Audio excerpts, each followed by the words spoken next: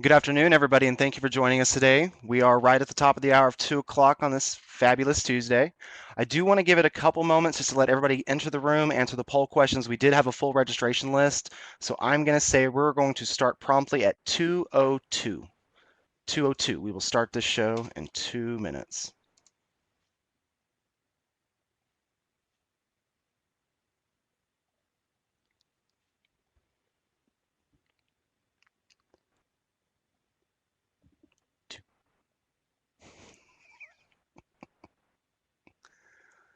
I continue to.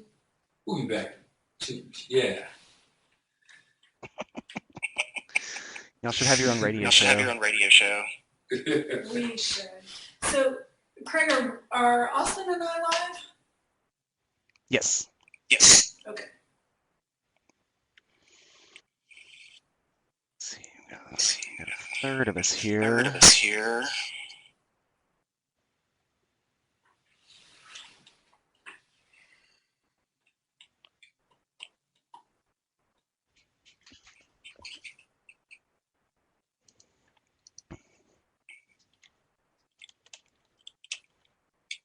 So I can see from the poll that we're already getting an idea of who's attending. But Craig, I can't see that far to my screen. Can you tell us a little bit about who's in the room? Yeah. So far we've got about 65% case manager, 36% management.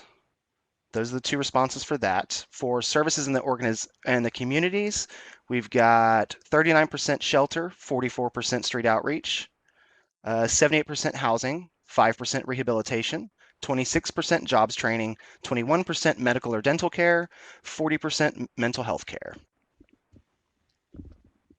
And I think maybe at the end, yeah.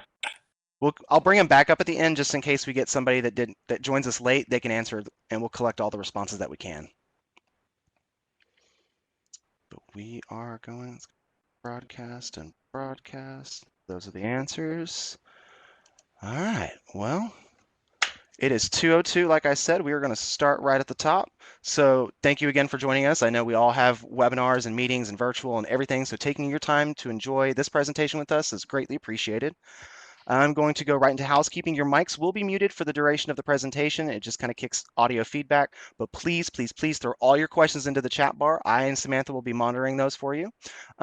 This session is being recorded, so you will have that uploaded to our YouTube as soon as we can. The materials for today, so you can follow along, have already been uploaded, and they will be into the next room once we join into those. Should you have any technical issues while we're going, I'll be monitoring the chat, like I just said, and I will be willing to help you walk through those. But without further ado, I'm going to hand it over to our wonderful panelists from Metro Relief, Austin and Katie. Let us get us into the room, and let me disappear into the background. And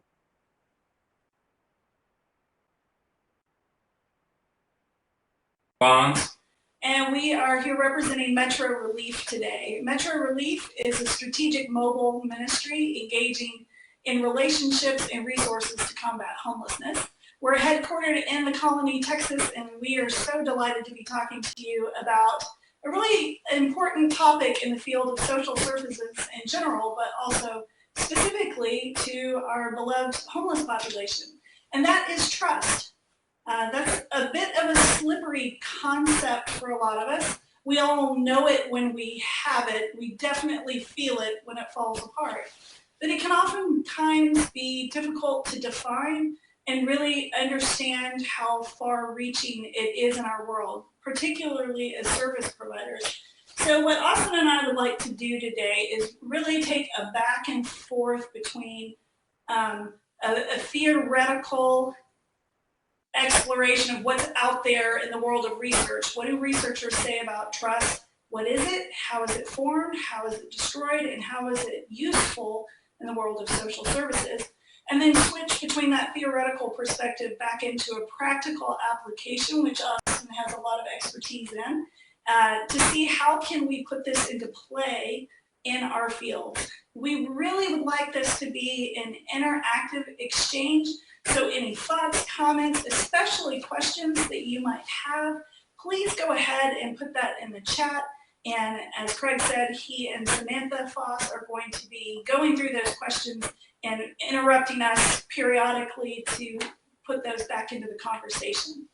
So let's kick off with a look at the psychological theory behind trust and what's out there in the research. Craig, if you'll go ahead and pop up our first slide for us. We really want to think through why trust matters enough to spend an entire webinar on it today.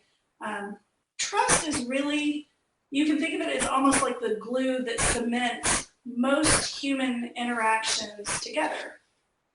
We really only have three kinds of interactions in this world. If you really stop and think about it, you can boil them all down to the fact that you can be friends. We're friends. We are friends. You can be in business, or you can be enemies. Whether it's family, coworker, people you meet out on the street, your interaction with them is, from moment to moment, going to slip through those three styles of interaction. Each of them, trust plays a pivotal role. Trust is the commodity that we trade back and forth that allows us to live and work together in cooperative and collaborative ways. It's also the thing that we have when we are in a group setting that allows us to feel like we belong. And it's our sense of belonging that provides us a sense of psychological security. So trust undergirds that sense of belongingness in whatever community we're a part of. Trust also allows workplaces and communities to function well, specifically when trust is given over to the leaders of that group. All of us work in organizations. If you're here as someone who's an executive director or CEO, you know how pivotal it is for your employees to trust in your leadership. Those of us that are employees know that our faith and trust in the organization's leader can make or break that job for us. That's really critical. Trust is something that helps us improve communication. When we have a basis of faith and trust in a relationship, we tend to communicate more often, more candidly, more transparently, especially when it comes to things that are close to the heart or are things that make us feel a little bit vulnerable in communicating things that have a risk associated with it. If we already have a foundation of trust in relationship, research shows that we are more willing to communicate conflictual things with each other. It also reduces stress. Those of us that are surrounded by people that we say, oh, I have trust in him, I have trust in her, it has a buffering effect in our life. It buffers us against external stressors when they appear. But interestingly, having trusting relationships has been shown to buffer people against a fear of failure, a fear of failing in performance, which means if you have trusting relationships that surround you, you're much more likely to be willing to take risks when they're important to you. So trust is a bit of like a superfood in interpersonal and societal relationships. It's curative for all kinds of things. Trust is like an avocado. It's like an avocado, so true. We know that it helps us to have trust.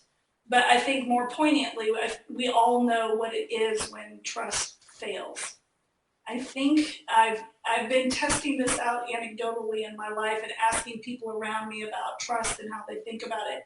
And when I ask them about trust, they actually tell me about mistrust. It's been a really interesting conversation to have. People tell me, and research supports this, that when trust is broken down, that stress rises for people. Intimacy is destroyed in relationship, and very quickly isolation can set in. And when you pause and think about what we've just shared about the power of trust and how it promotes risk-taking, it promotes vulnerability, it promotes candid communication. If that's the basis that provides that, when you take that away, communication goes down, isolation starts to set in, so does withdrawal. People start to withdraw their energy from relationships when trust is broken down. And that relationship can be person to person, it can also be organization to organization, even country to country, nation to nation. Communities begin to fragment. And I think the last thing I'll share from that, when trust fails, is it seems to be something that's a little bit catchy. It's something that we can catch vicariously. When we are in communities where mistrust runs high, we can start to absorb that as well, even when that's not our baseline. I'll tell you an interesting thing that I've seen happen as we as a society stepped into our season of COVID. Right at the beginning, as people were masking up, we started seeing reports of mistrust rise. We started seeing people go from smiling at one another in the grocery store and treating strangers as potential friends to starting to withdraw away from that. And what researchers are saying now is that that's actually a side effect of trust. That as people started viewing others as a source of harm, their trust diminished and they started treating them less and less as a friend. So that's really sort of the broad, high-level view of what's out there about trust. What is it? But when we take it into the field of social services in particular, you really find two fields that dominate in the world of trust studies, and that's the field of psychology, but also the field of medicine.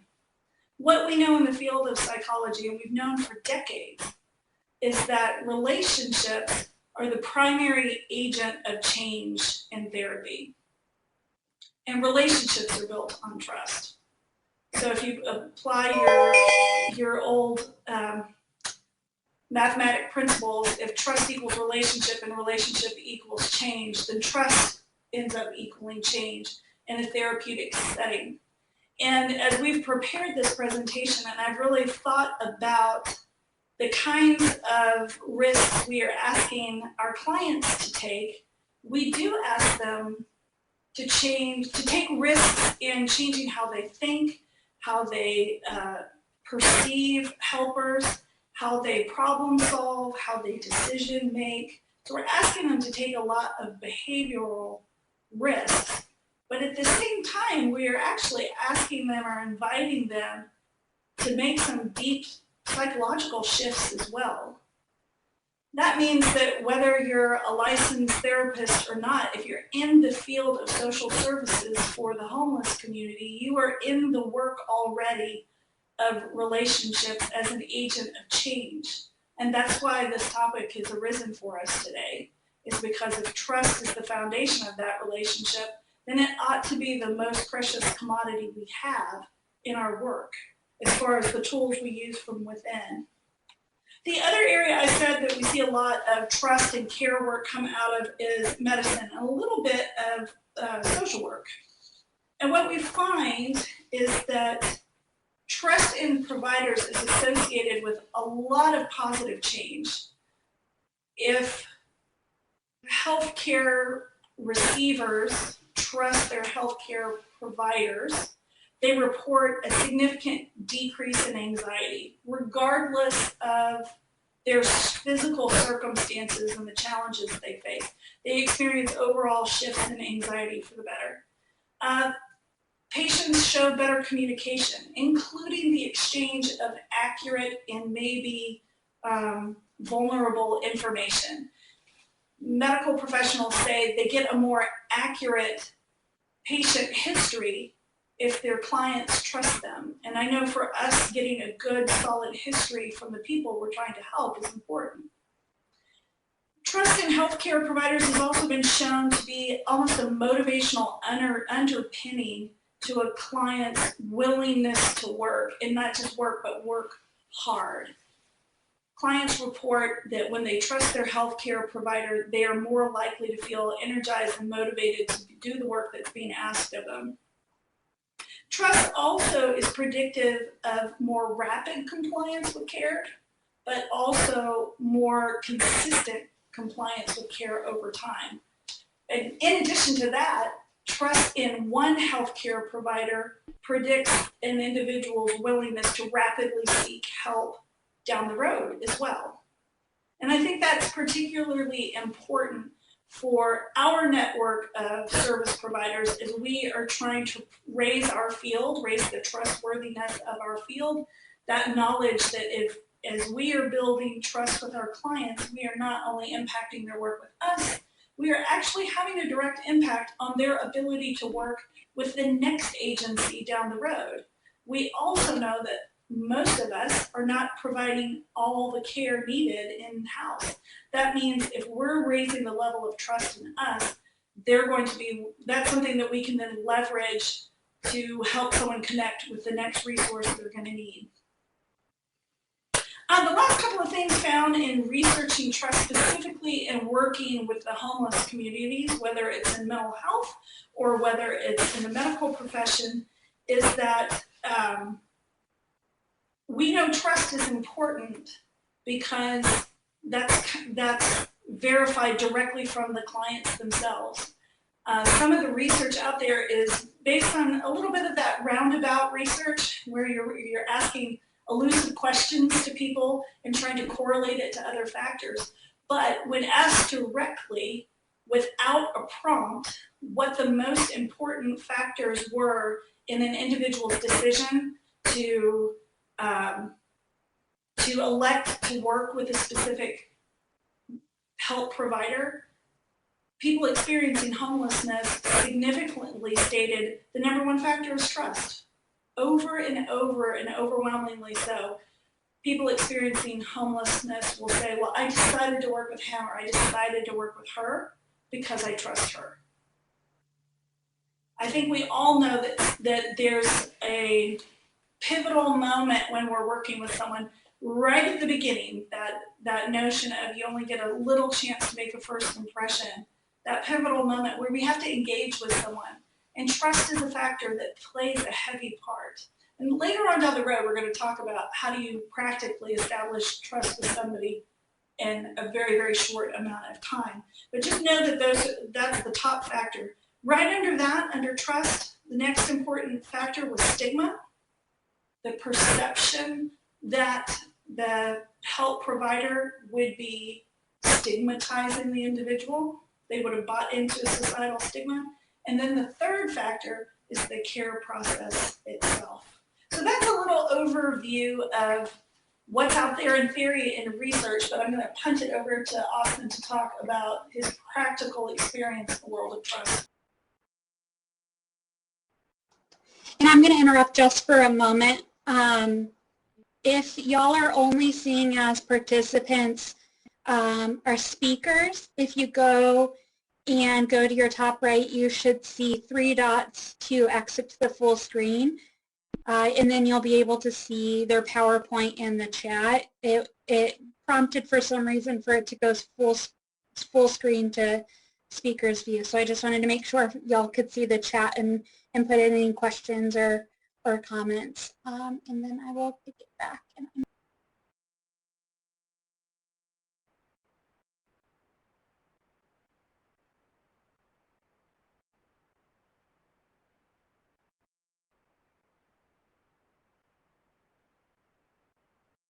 Aren't engaging with outreach workers or getting help is because of trust, then I believe that a lot of us on this webinar would want the solution to be able to help them. So we're going to try to go through some of the things that we believe can help. And that's just what we believe. I'm sure you guys have plenty of things that you could talk to us about trust too. So if this was a different format, we'd probably be discussing a little bit more. The reason why I know trust is such a big deal is because the people out on the street tell me. They, for whatever reason, well, lots of different reasons, for every person that's out there, there's a different person that they don't trust, and the reason why they are where they currently are. Because of a broken relationship, a lot of people blame broken relationships as the reason they're out there. We learn from the clients, from our people and our friends, that the system sometimes is the problem. They lose faith not just in an individual organization, but in the system of organizations. This trust is born from negative experiences with individual workers and individual agencies, but it can quickly turn to a generalized stereotyping of mistrust for everyone that is a service provider.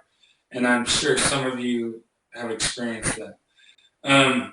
They consider the organizations as uncaring, unwilling to help, or they've tried that before and it didn't work. They have an individual that they have had a bad experience with. And frankly, our turnover ratio is so large or so quick in the homeless service provider. There's not a lot of outreach workers that stay as outreach workers. So if I meet you and say I'm from such and such organization, I only have a lifespan of about 16 months on average. So it's possible the next time I see you, I'm going to be introducing you, or the next guy will be introducing himself from the same organization. So for chronic homelessness, a lot of times it's hard for those guys to gain trust. And frankly, the chronically homeless are a large portion of those that are having a hard time with trust. Of course, there's a level with all of the guys that are out there and gals, but chronic homelessness, they have a really hard time. Can I ask you a question about that? Since we're not in the large group setting, I'm going to sort of play the role. Yes, random person. So I've heard you talk about this before, and I'd love for people attending the webinar to hear it. You've talked to me before about that some people you meet are ready to work with you in a heartbeat. You're able to get them home like same day. By system diversion, you get them home the same day. Other people you've had years of interaction with before something cracks and change takes place. They're willing to work with you. How do you see trust playing into that specific thing? I think it's sometimes you guys all know what I'm talking about, the cranky guy or the person that's really jaded, which then makes the outreach worker jaded. That person can be so pent up with lots of different experiences. They have one experience of homelessness for 6 months, they get housing, or they work with a nonprofit that provides them some sort of halfway house. And then all of a sudden, there's reasons that it didn't work. If it's not mental illness, if it's a legitimate, like this person just had, sometimes the person can be so hard to work with that they have actually developed all these excuses not to work with organizations, which is because they're so difficult. And if you know anything about, of course you do, the guys that really fall all the way to all the way through the cracks, the chronically homeless that we've tried all these different things with, there is a lot of jadedness there. And sometimes, I don't know why I'm handing you this, sometimes it's going to take a lot of conversations and encouragement for that person to gain trust with you. But it can happen. I think a lot of times consistency, going out there, talking to the same person about some of the same things over and over can actually help.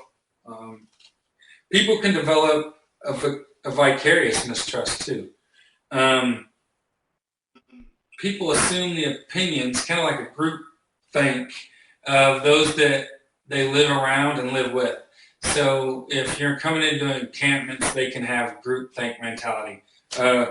We can leave that one there. I'm sure there's lots of different places we can go. There's also the way that this plays out in the way that we help people and the mistakes that I think it's we have to point the finger at ourselves. So how am I contributing to the the misconceptions? How can I break down those misconceptions? How can I be a part of the solution instead of part of the problem? A lot of times it's kind of getting rid of your ego, not taking yourself as seriously as you want to sometimes. What's that? Someone talking? No, I was just getting some feedback. You're good. Oh, okay, good. I was like, there's voices. What mistakes am I making in the field? So I'm going to make this personal, but I think you should make it personal as well. What mistakes am I making in the field? What assumptions am I making? Am I allowing discrete experiences with individuals to shade or cloud my experience with the next individual? Do I anticipate the way that they act or the way that they're going to respond to a question because of I have so much experience or I've been doing this for so long? Assimilating. You absorb sometimes that jaded perspective. I know I do. It's like driving in traffic with a bunch of people that don't know where they're going. You're just as bad as driver as they are, but you're calling them names just like they're calling your names. Sometimes we absorb that jaded perspective of our clients towards the system. So there's this balancing act that you got to do. It's like because we're being outreach workers. We're trying to help them get introduced to the system. So we have to balance the idea that there's other organizations that we really need their help. And we have to balance that in the problems that they legitimately have with the problems that this person on the street has. So we have to take this kind of give and take and balance out the scales for them. So if they're mentally ill, they might need a little bit more help, a little bit less judging or no judging, It's hard to balance the validating their perspective without assuming an overly negative view of the service community. After we make assimilations, we assimilate ourselves. We also assess the situation. I have to carefully examine my own behavior to see if there are patterns, behaviors that I'm expressing that work against building trust with our clients. If you make judgments of any kind towards them, automatically you're putting them in categories before they have a chance to prove that they should be in that category or not. There's a few things that you can do when you're working to build trust, or don't overpromise. A lot of times, whenever you're working on the streets, you bring something with you, whether it's a snack, a Band-Aid, an aspirin, or a cup of soup, or a meal, or an ID. You're bringing something with you. It's to leverage the relationship, almost to gain trust is one of the main reasons you do it. But if you don't have something that they want, then you got to be real careful if you not promise that, for instance, if it's something that you don't normally do, like if your organization passes out backpacks and you promise a backpack, I think you might be okay. But if you promise a hotel night and your organization's never done that, you might be in trouble.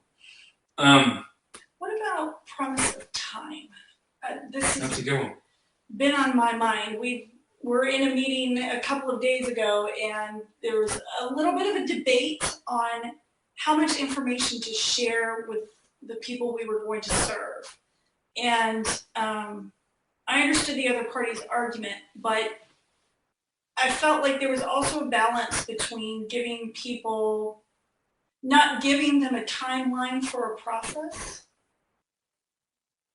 how do I want to say this? Not giving the, I don't want to ever give someone the exact time frame. Oh, your ID will be in 3 months. Yeah, you definitely got a house in the next 2 weeks. Yeah, but at the same time, they need something. Withholding that information, I think, is frustrating to the individual and contributes to that sense of just complete lack of control. So from a practical standpoint, how do you navigate that when you are responding? You personally are responding to a question of how long will this take? What do you say? And this is my answer for a lot of it, we are another cog in the wheel. We are only part of this process. We are going to advocate for you and do as much as we can to beat the bushes. We're going to do as much as we can to help this, but we cannot guarantee anything. So we don't guarantee anything on time. But we really are just outreach workers. I mean, we're just talking about the outreach process. I think my workaround for that is to find what I can promise, what assurance I can give. So if I can't give you, this will take 2 months on the dot for this process to carry through. What I can say is I can't predict the time it will take. I'm going to be honest with you, this is my best guess, but what I can tell you is that I will continue to check with you and update you along the way. That is the thing I can promise, is that when you call me, I will get back to you within 24 to 48 hours with an update. That is a really good practice. It is. It is. Do I overpromise? Do I build expectations for our clients based on what I want to provide rather than what I know we can provide? Similar to what I said. Do you also, because of your bias, give them the direction that you think they should go? Like, if the only thing that you can offer is a lollipop, then don't offer all these other things. That's what I'm really trying to say. If you can give lots of other things and it just depends on what they need, then it's okay to become that for them if you really want to. You'll be doing a lot of chasing. In an effort to encourage, do I paint an overly optimistic perspective? So this is the other side, and you know people that do this. You know, everything's going to be all right, honey. There's 2 ways to go about this, the Debbie Downer, or you could be Susie Sunshine. And if you're Susie Sunshine, it's almost worse than being Debbie Downer. Because the way, you know, hey, getting someone's expectations up and then failing them just creates more distrust for the next outreach worker. So we are working against all the other people, goodwill people, what do they call them? Good Samaritans that are out there helping people. When they're not in our COC, there's a lot of people out there that have really good intentions. They really want to help people. They want to feed them. They want to give them sleeping bags and tents and help them have a more comfortable life. Sometimes it goes against what we're really trying to do, which is help them off the street, because they can't tell the difference between an outreach worker if they think they're from this church and then a real case manager. Sometimes they can't. So do not be Susie Sunshine all the time. We want you to, similar to that balancing act, we want you not to be discouraging. But do we need to balance our encouragement? Do I need to balance my encouragement with realistic expectations? So being a realist is good here. With the idea of how hard they're willing to work. Do I have some biases of my own or some cynicism of my own that I'm expressing to an organization, even if it's another organization, and it might work for them? The consequences of mistrust or distrust, our clients in general will struggle to trust us. Our clients will dismiss our solutions if we're trying to help. We barter trust as a main thing to help us get the results we want. We may dismiss their solutions as well. And we may end up dismissing our clients altogether if we don't have a good trust basis. They may be reluctant to share their history or concerns or experiences with us if we don't get a good basis of trust. And like I was saying earlier, our human error can easily reinforce a pre-existing mistrust. So it's okay to be open and honest about, hey, I'm not perfect, and trying to explain to your clients that you can't give them everything, and you're really trying to work on their behalf. We need to build trust. What is trust? How do we build it, and how do we break it? Katie's going to help us with some of that. You bet. Thanks, Austin. So if that's the basis Real quick, of... I got a question. Yeah. Sure. So you foster trust with your client doing your outreach work.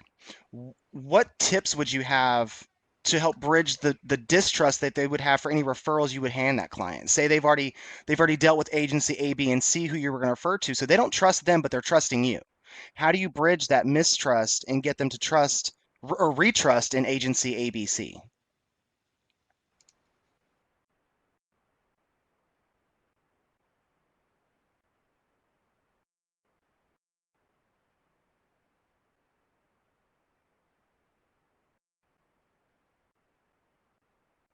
But that to defend is oftentimes to invalidate. And I'm going to speak as a counselor here. One of the critical parts in establishing trust is that people feel like, and I'm going to jump ahead in our presentation a little bit, that you have genuine concern. And something important to note is that most people are more intuitive than we believe, and we're a lot poorer actors than we think we are. So when you listen to someone who's maybe bringing their mistrust into the room, we want to start from a place of non-defensiveness, but it's got to be genuine. It can't be a sunshine act. Really, the punchline of this entire presentation, I'm going to give it to you ahead of time, is that the most important tool we can utilize is our own self.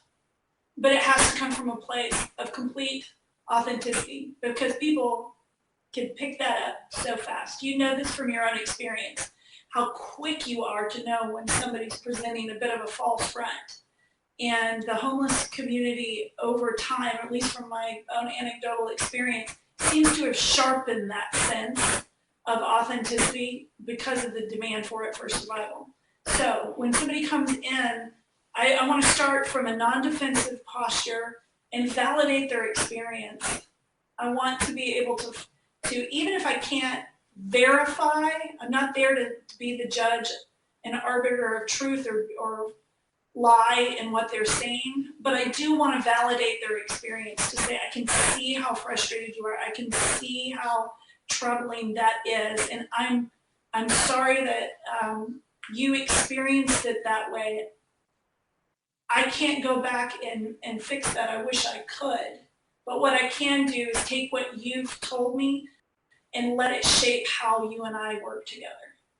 I can use your experience with you, and thank you for trusting. I'm slipping into a role play. Thank you for trusting me with what you shared. That's really important. I'm glad you told me that. It's going to help me know how to better serve and help you. We had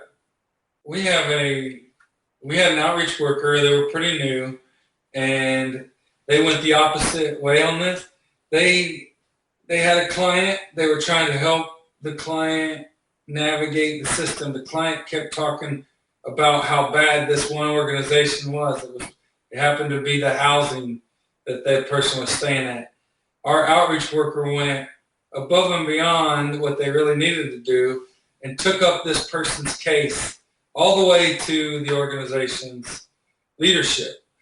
And it wasn't a good thing. It was pretty bad, because the person, the client, was really the problem, and they were creating so many different problems at different organizations because they were talking bad about the other organization.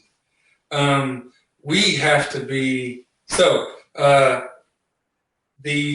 not really the question. We take everything that the person says and try to validate. We don't go around, believing everything that the client says and or believing that the organization is all free and clear. So we just try to clear it up. We just take the situation, and if they're willing, but if they're not, we have to come up with a new solution. So we try to have a breadth of solutions, not just one size fits all for each client. That was a great question. Thank you for that, whomever asked. Craig, were there any other questions that we can field before we move on? Nothing major yet. Okay, thank you. So we've talked a little bit about how trust plays out for outcomes, both from research and from practical application. But what is this concept anyway? That's great that we know it's important, but if we can't really wrap our minds around what creates trust in the first place, that's not going to do us any good. And as I said earlier, trust is a bit of a slippery concept in the first place. One of the things that's tricky about it is that trust is always built in the context of two or more people. You cannot build, there has to be an object to your trust. So trust is built between two people, but it really resides inside the individual. Also tricky because while it's built by two people, it only takes one of them to break it. Trust is hard to build, it's easy to break. Now, depending on the individual, they might have a little bit more resilience to having their trust in something or someone crumble. Others, it's extra fine, it's like crystal and easy to break, and that's an individual factor. But just start from the place, as we talk about what trust is and how it's built, that it's a two-sided equation. There are two sides to that piece. We play a role as service providers, so do our friends who are experiencing homelessness. So what factors are tied to trust? How are we going to define it? Well, I'm going to run through the list and then we'll go back through them. There's a couple of factors: reliability and dependability, honesty, competency, concern, and consistency. Now, there are a lot of other factors that load into, if you're a numbers nerd like me and you like statistics, you're going to find there's a lot of other factors that load into the concept of trust. These are the top 5. So reliability and dependability really has to do with the exchange of promise. And when I'm doing marriage therapy and people are trying to develop better trust in one another, we break it down to something really simple. It is the exchange of promises. I promise to do X, Y, Z, be X, Y, Z, say X, Y, Z. You risk that I'm going to keep that promise. If I keep it, you can imagine that you're taking one little tiny brick of trust you've built between the two of you and laying it down like the beginning of a monument. Over time, when this exchange continues reliably and dependably, you are building those bricks and you develop this huge monument. Keep your promises, you add to the monument. Break your promise, you will take bricks back. You just don't get to know how many that other person will take off the stack. That's an individual thing. So reliability and dependability are really critical. The other thing that's important to know in that for us is we're not superhuman, so we're not going to be 100% reliable and 100% dependable. That's okay, as long as we know how to repair it. And we'll talk about that, we'll circle back to that later. As long as we know how to repair when we fail to be reliable or dependable, we're going to be okay. Next factor is honesty. And this is more than, do I tell you the truth or do I just lie to you? There's other factors that load into the concept of honesty as well. It starts from a place of transparency. Are we people that not just it's not a question of do we simply tell the truth, do we reveal the full story needed? We have something as humans called a negativity bias. And I won't go into why this happens evolutionarily, but it's really based out of the place that our brains didn't evolve to make us happy.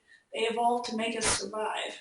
Part of that is having a negativity bias. It means we're really good at predicting danger or predicting harm so much that our brain throws out false positives all the time.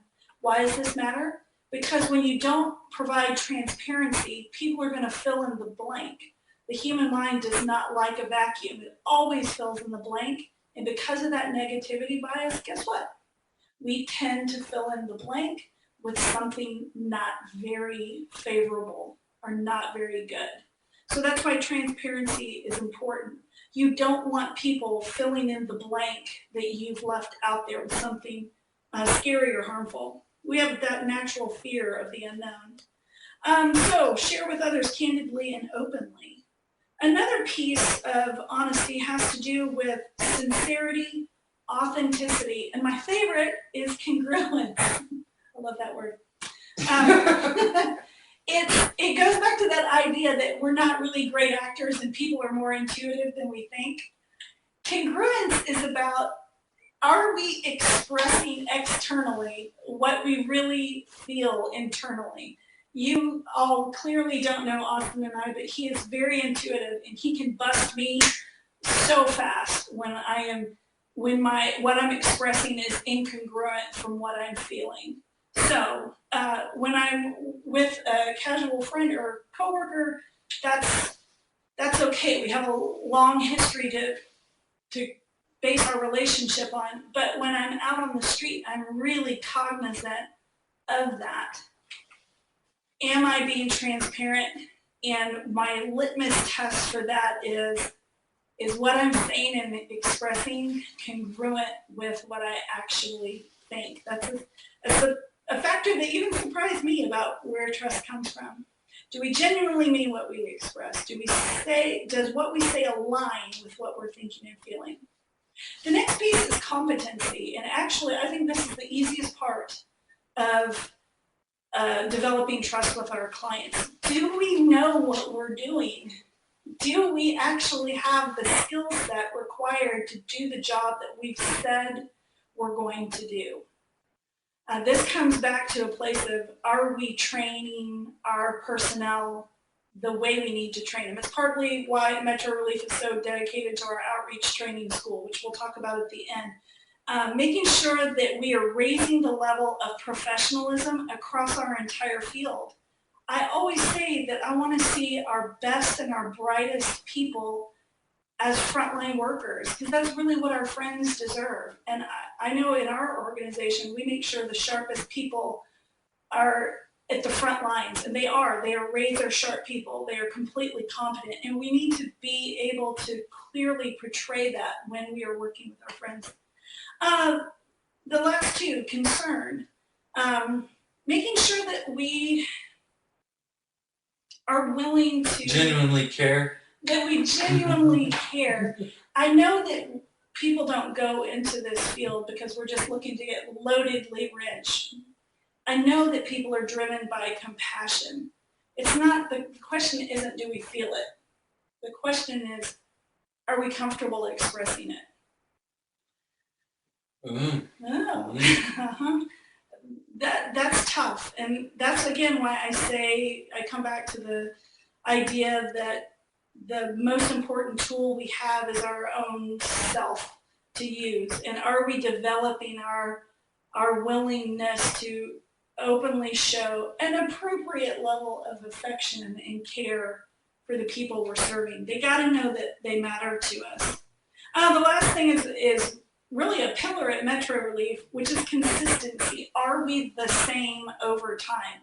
Research shows when people are handed off from medical professional to medical professional, trust breaks down, compliance breaks down, positive outcomes break down. And that's why we are committed to trying to make sure that instead of having assembly line style process that we allow people to work with the same individual from start to end of our own program. We prioritize that because we think it's effective, and we care more about being effective than sometimes we do about just simply being efficient.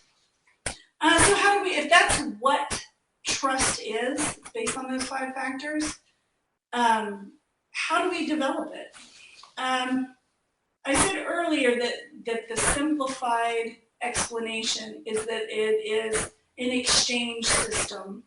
And that is an overly simplified factor, but it's an effective way to think about it.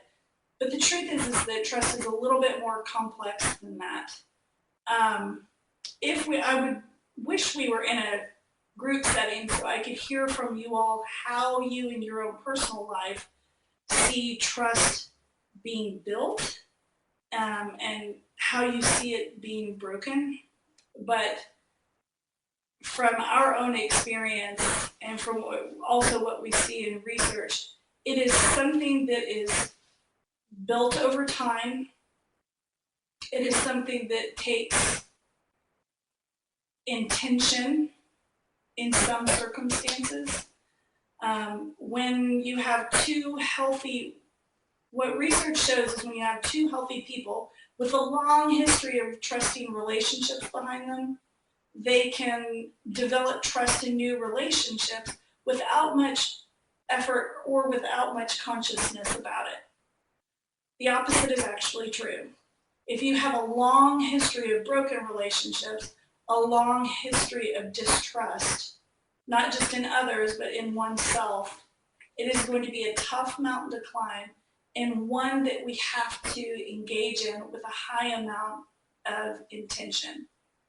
I have seen our own outreach leaders from time to time even bring the topic of trust just into the conversation as a way of trying to broker the beginning of that relationship.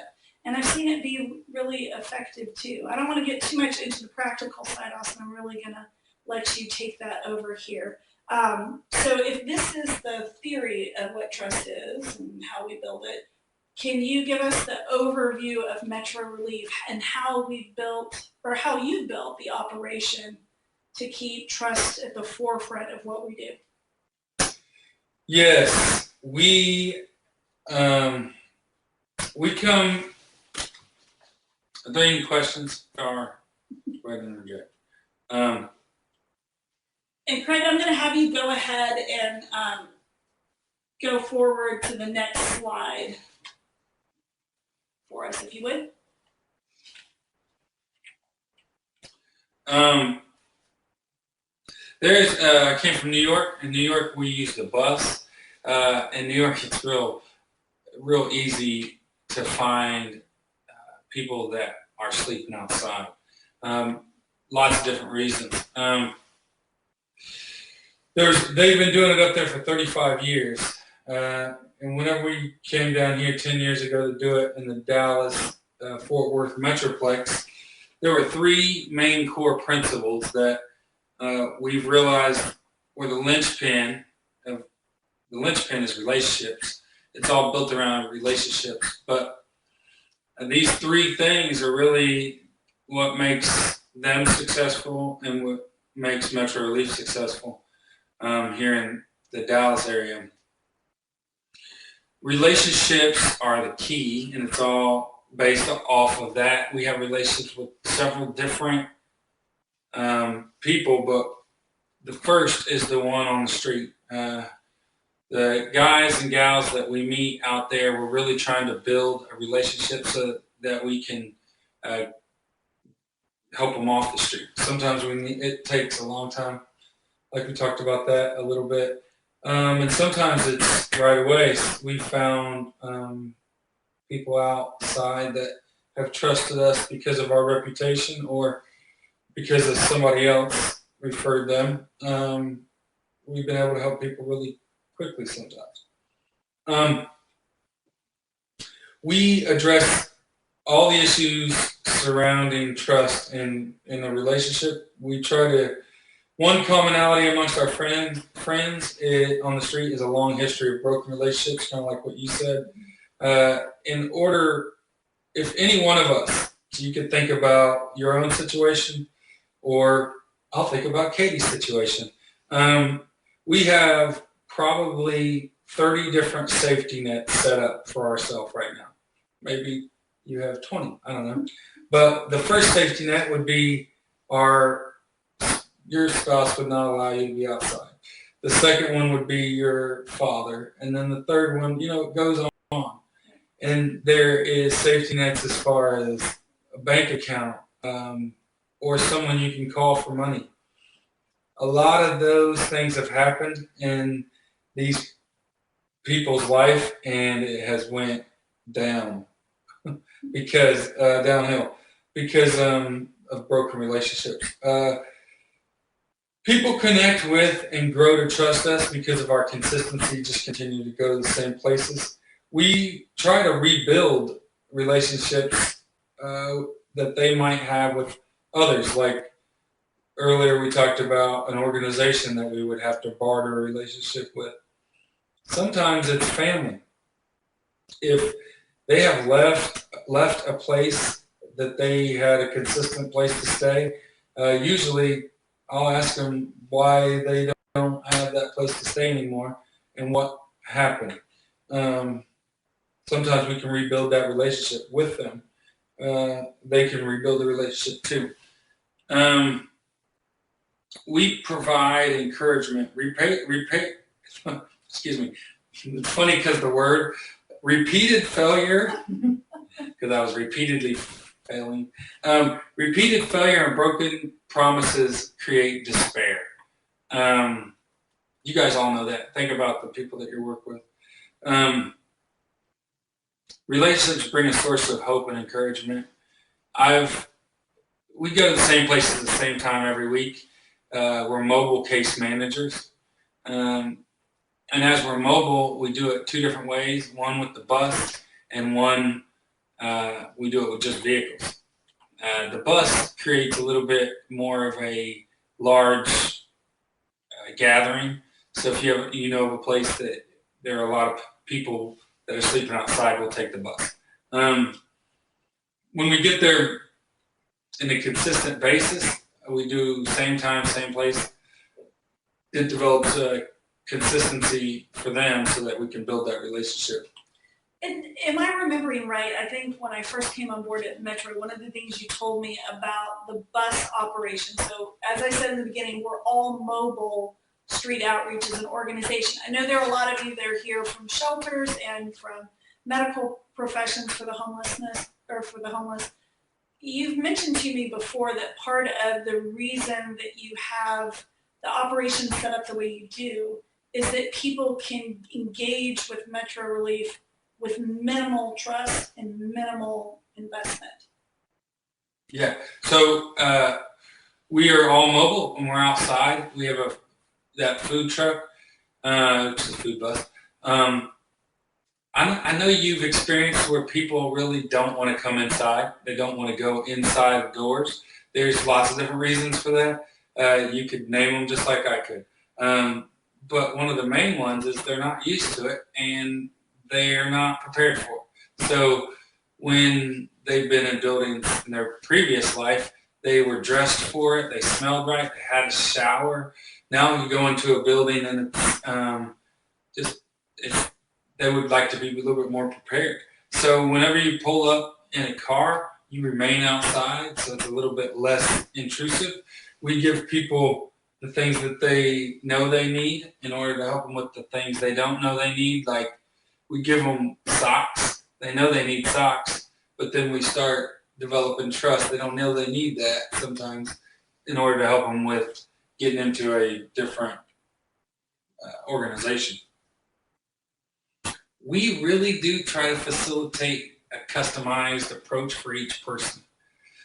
Whenever I say we build relationships, we're building it with the organizations that we're trying to connect the people to as well. So we have to navigate the system. It's a complex web of services. In other words, we're being connected we're trying to connect with our friends in order to connect them to our other friends who are organization leaders and providers. So it's good to have case manager to case managers, like intake people know the case managers, so that you can just pass them off. We're also really mobile. Relationships is one of our core principles, and we just talked about all that. The reason why we're mobile and we're outside. We go where people go. If all across the state of Texas, there are encampments that are being shut down. Some that are being shut down today, some that will be shut down tomorrow.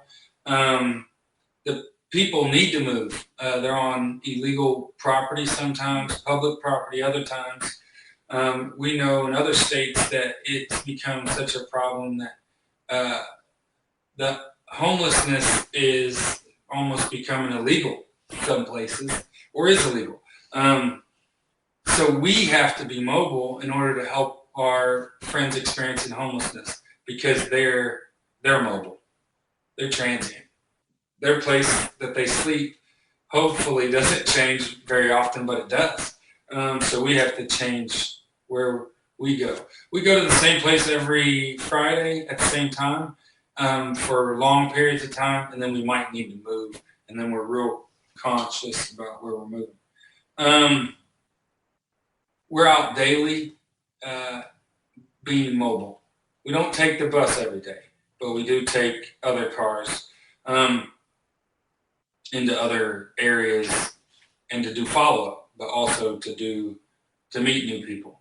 So there's two real important things about being a mobile case manager, is that you got to meet new people because there's new people becoming homeless, and you have to move the people that are on your caseload. So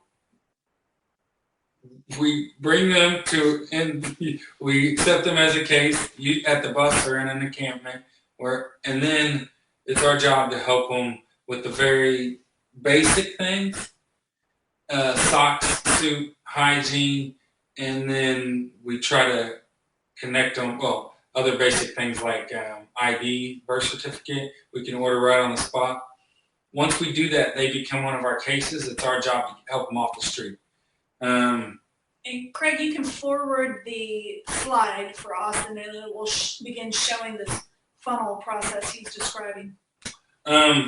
We are really trying to pass them off. We are not the be-all, end-all. We can't be.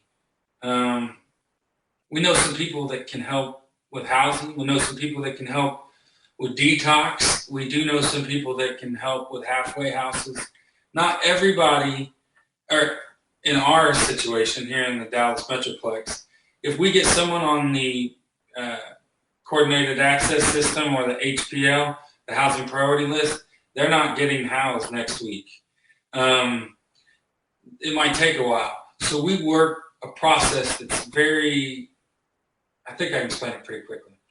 Whenever we meet them, we put them into the system, so CAS. As soon as they get into the system, we help them with their IDs in order to help them off the street or get into any kind of place. Right away, you get their IDs, help them to find immediate solutions. And then we work on system diversion, which is anything that helps them off of the street. So that's not the coordinated access system. So that could be detox, it could be a rehab, it could be a sober living house, it could be back home. So earlier we talked about bartering relationships with family members or friends, that places that they've been before. Sometimes, usually I meet someone on the street, they said, you know where I can get a job. That's one of the last things we help them with, because all these other organizations can really, they've got solutions to help them get back on the street. So we use other organizations to help us. That's the resource part. We make solid referrals with good fits for eligibility requirements. So we have to know a little bit of eligibility requirements, and we're willing to do the intake right there. So we try to know, if we know their cell phones, we'll call them up and try to get the person on the street connected right away. That's a funnel. That's the funnel process. Is an emphasis on gaining trust through that process. So earlier we were talking about how long, timing, patience, and other organizations, all that has to do with that process right there. So we meet them, gain some trust, get to know them a little bit, and then try to pass them to other organizations once we get their IDs and stuff. Now, system doesn't, diversion doesn't work. Of course, HPL will pick up eventually. And sometimes, in some cases, in some cities, faster than what we're used to. Then we start that case management, and we pretty much say the buck stops here with us. So we advocate. Austin, real quick. Yep. During all this, all the things that you're doing as outreach workers, do y'all actually try and implement diversion at this step? Like, do y'all try and keep people from entering the system completely at all, or do y'all wait? Do y'all work with diversion later on down the road? IDs, we start with system.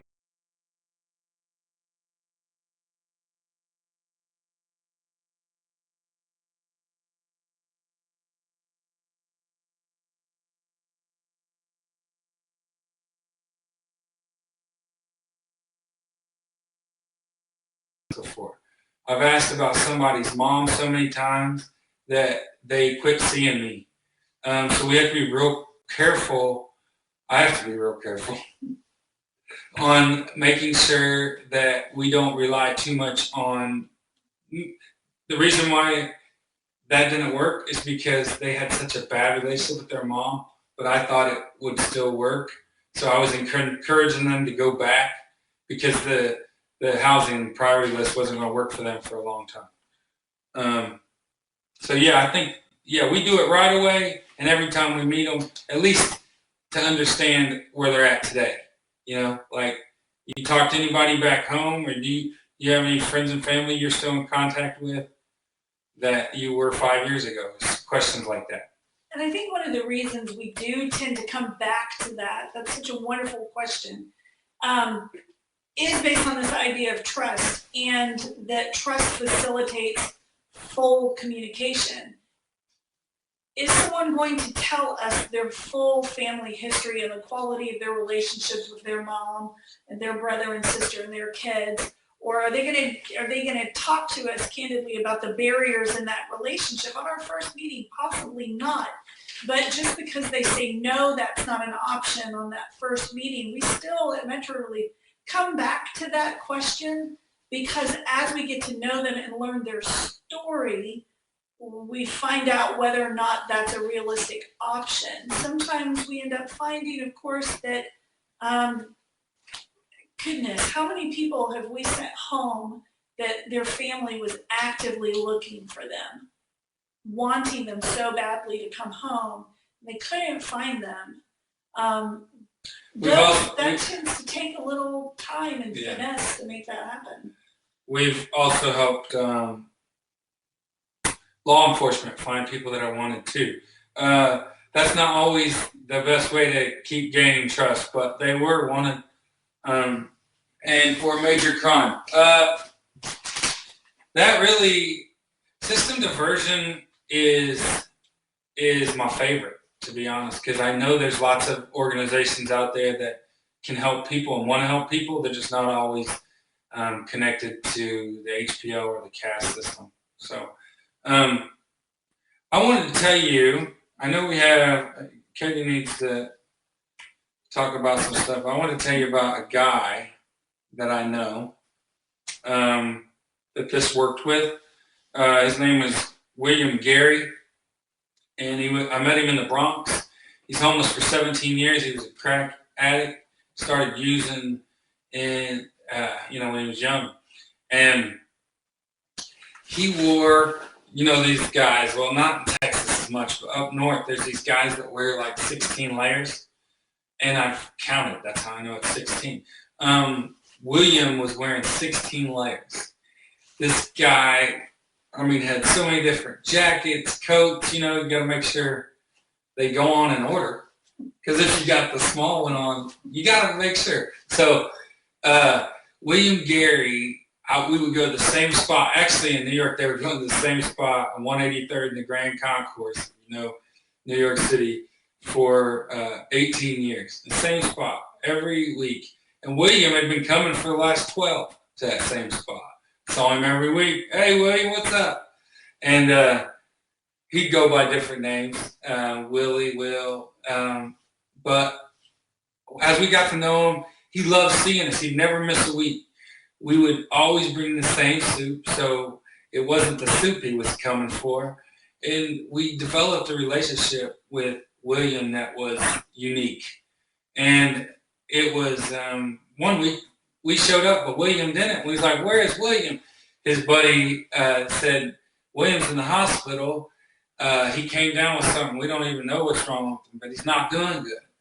And there's two little old ladies that always came with us. And those two ladies went with me to go see, I don't think it was me. I think it was the little old ladies. Went with me to see William in the hospital, and that really changed his life. It changed his life because somebody cared. Us showing up consistently was what built the relationship. Us going to the hospital, it just went above and beyond for him. He allowed us to help him get into detox. The HPL kicked in for him. He has housing in the Bronx now. He's been sober for 10 years, and he's been off the street for 8. So praise the Lord for that one. And I just wanted to tell you about William because of how cool it was for us to get to see that. 17 years is a long time. Lots of people had tried to help him. We got to see him through to the end. This is about trusting relationships. It's kind of the way we put it. Katie is, if you can't tell by our language, is the clinical mastermind. So I think you should wrap us up. And if you have any questions. You bet. So here's what I would encourage you guys to do. Those of you that have hung in here with us for the full almost 90 minutes, we appreciate that. That list I gave you, I'm going to go back over it because I want you to do something special with it. If the factors that build trust are reliability and dependability, take a second to write this down if you haven't. Reliability, honesty, competency, concern, and consistency. Reliability, honesty, competency, concern, and consistency. If you are at all familiar with the recovery community, then you know the phrase fearless inventory.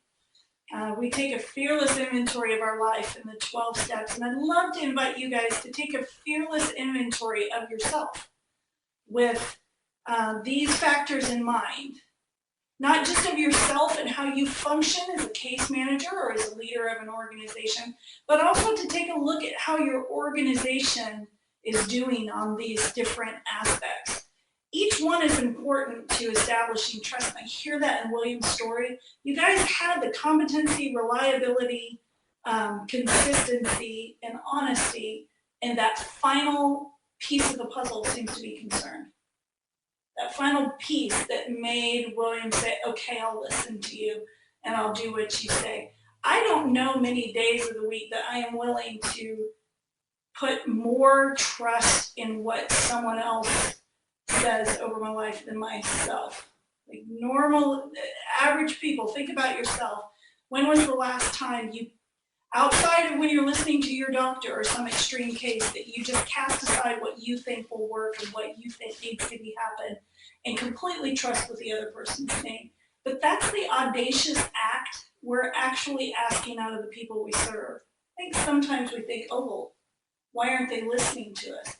Well, what is it that we're really asking them to do? We're asking them to set aside sometimes their own thought and judgment to trust ours in place. That means that we need to know in my intake process, where do I specifically show concern? How do I establish these 5 factors rapidly? Do I need to tweak how I come across to clients when I very first engage? I'll give you a really practical example.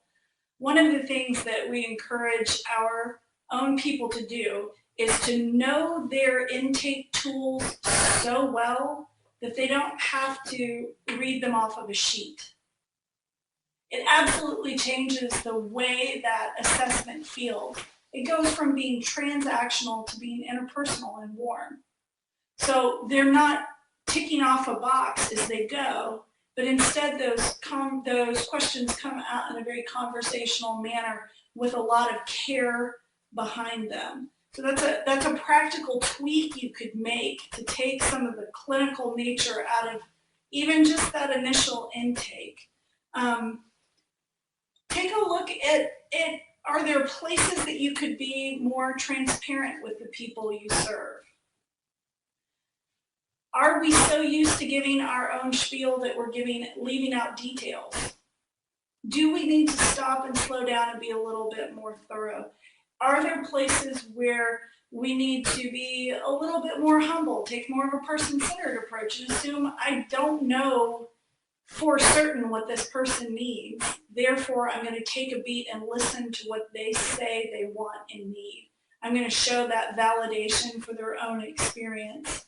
Are there places that I need to make sure the people I'm serving know that we have competency? That they know that they know that they know that we actually can get the job done that we say we're going to get done for them? How do you do that? You like just wear a badge that says I am competent? Well, you could do that. Or you just build relationships? You could that's building trusting relationships. Or you could say something casual like, I know you don't know me, but I've been doing this for a long time and I've helped a lot of people that are in the same circumstances that you're in. You have the ability to give your own credentials without having it say, like, I'm super expert at SME, I'm a subject matter expert, you should trust me. But instead to put it in more reassuring terms to someone. I know from my own experience with medical professionals, I had a medical professional tell me about a surgery my child was going to have. He came to me and he said, Mrs. Besley, I know you're really scared today because this seems like it's so overwhelming and complex, but you need to know, for me, this is like clipping a toenail.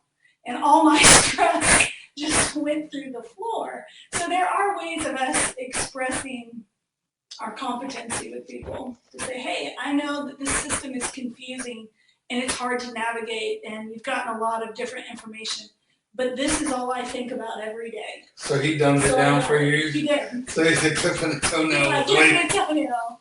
And I said, how do you do that? Hey, Craig, we got any questions? Hey, thanks for everything. We do. We do. So here's this one. How do you engage with willingly nomadic communities without them feeling like they've been persecuted or forced into a system that they do not want to be in, while still allowing the doors to stay open and assistance like food, temporary work, etc. for them when they are ready? Well, you're going to have to read that again, Craig. I didn't quite hear the beginning of it, and I want to make. Gotcha. How do you engage with the willingly nomadic community without them feeling like they will be persecuted or forced into a system they do not want to be in, while still allowing the doors to stay open and assistance like food, temporary work, etc. for us when they are ready? Awesome. So that question is exactly what I was getting at when I was asking Austin the why behind.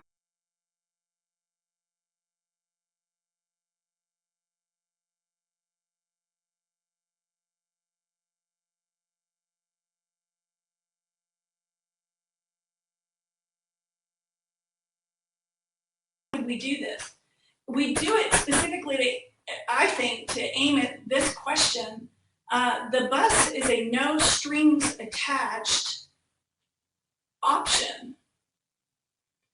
People can stop and get a cup of soup with us and walk away without making eye contact. They don't even have to say, I'd like soup, please. They just have to walk up to the window, grab it, and go. And so I think, to me personally, and Austin may have a different answer, I think it's about having at least part of our programming be very open-handed.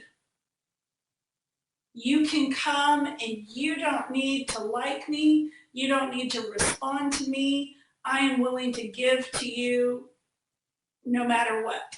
There's nothing you need to do or not do to gain this that I have for you today. It is completely open and free. That would be my answer. I like that. My answer's clear as Katie. I hope that answers that question. I like that you have that sensitivity to the fact that people should be allowed to be willingly nomadic. Who am I to say you don't get to choose to live outdoors? Who am I to say that to you? Who am I to say that that isn't going to work? Now, I know that we know from research for a large majority of people, it didn't work it sometimes ends in violence, sometimes ends in addiction, but we do know that predominantly it ends in a shorter lifespan. But if somebody wants to choose that, we shouldn't judge that. And I think, again, that is a way to establish trust, is to show respect for people's choices and autonomy. Yeah, it is. What else, Craig?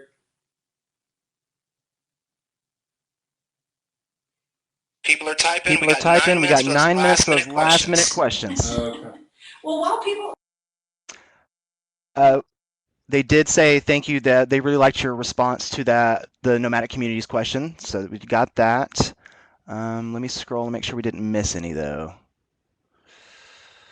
Looks like it was mainly just side chatter, so we're good for now. Why don't you talk a little bit about Outreach Training School? I dropped something in here about a product Metro Relief has developed over the last year, and I'm going to let Austin share about it. Thank you, Katie.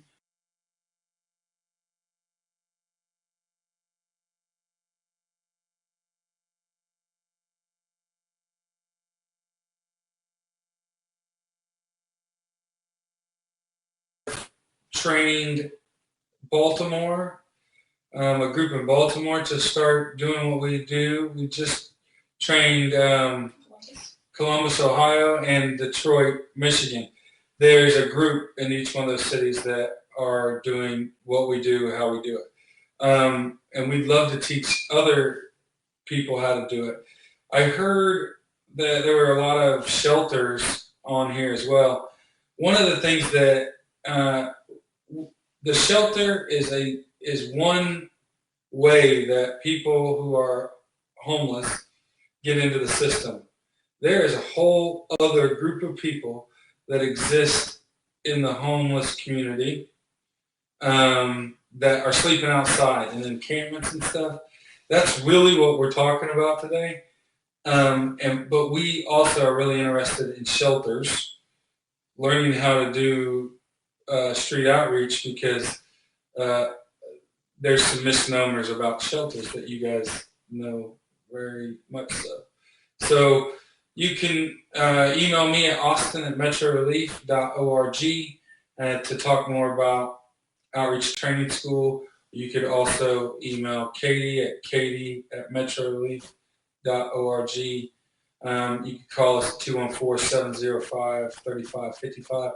We'll get back with you, because really we want to help other communities do this and do it well. That's all I got. Austin, what's your service Austin, what's your service zone? Do you serve Tarrant and Dallas County? We service Collin and Dallas counties, and not as much Tarrant since the pandemic. So there's a whole other side of our organization that didn't really fit in the purview of talking about the psychology of trust and homelessness today. And that's that we really have a two-sided mission field, if you would. We do serve the homeless community, but we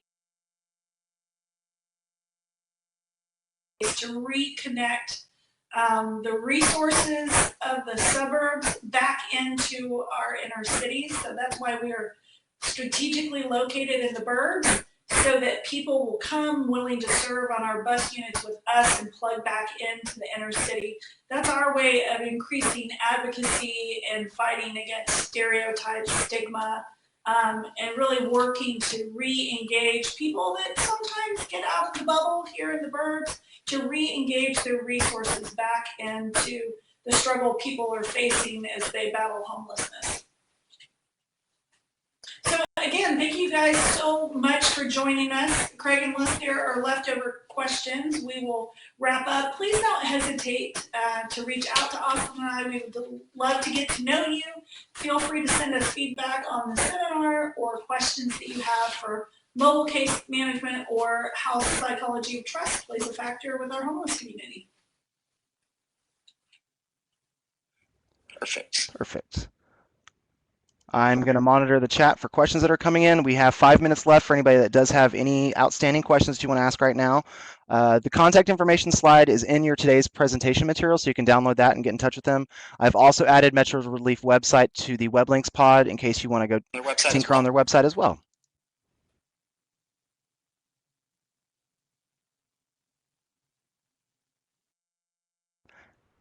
Now I'm just curious, how long does the outreach training take?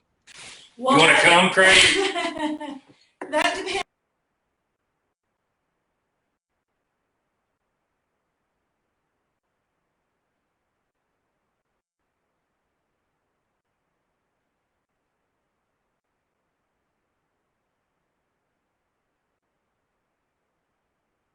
Looking to put mobile case management out in the field.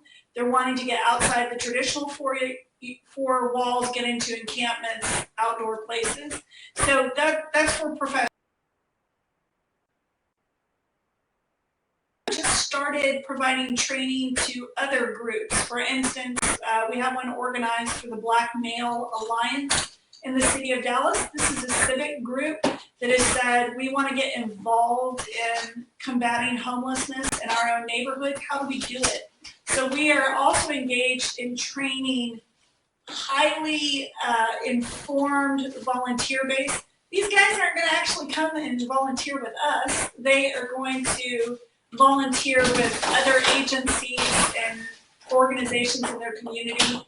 We're starting to do a little bit of mobile case management training for local COCs. So it really depends on the group that contacts us. If they want us to come out and do some training for them, we put together a questionnaire for what they are most interested in learning, and we go from there. This really was born as I was developing onboarding and training for case management in our own organizations, and looking out there, just trying to find, are there any modules out there that can train a case management or a case manager? I couldn't find it. I couldn't find what I was really looking for, so we just started to develop it in-house.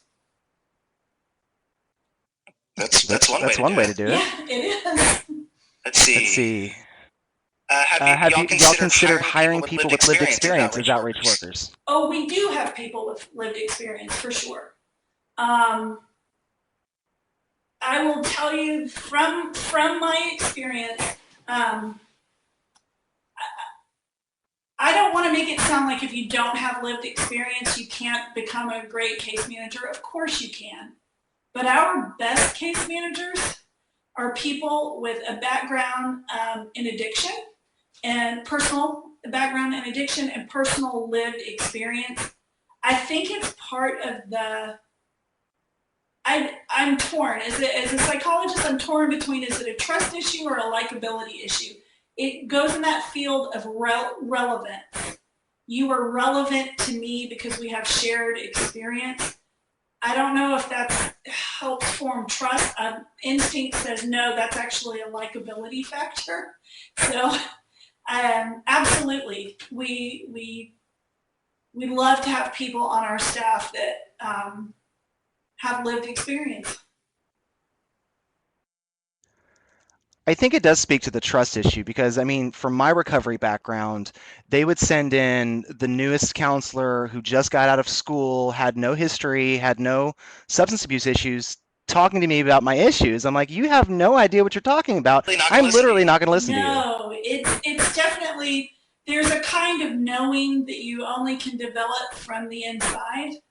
And again, I think I have personal experience in the addiction community. I don't have personal experience in the homeless community, lived experience.